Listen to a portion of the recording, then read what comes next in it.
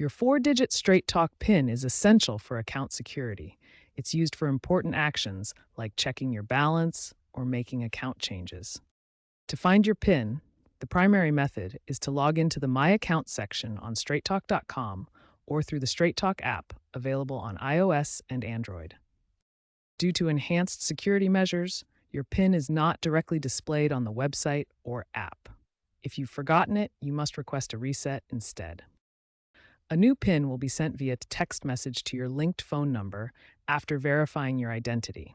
Verification typically requires your full name, billing address, and the last four digits of your payment method. Remember, for security reasons, Straight Talk does not send PINs via email, only through text message to your linked phone number.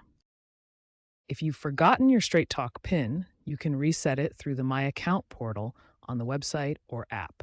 This secure process requires verifying your identity. Start by logging into your My Account section on the Straight Talk website or opening the mobile app. You'll need to verify your identity by providing account details like your full name, billing address, and the last four digits of your payment method. If you prefer, you can call Straight Talk's 24/7 support line at 1-800-505-0505 and answer security questions for verification. Once verified, you'll receive a temporary PIN via text message to your linked phone number. Immediately change this temporary PIN to something unique and memorable that only you know.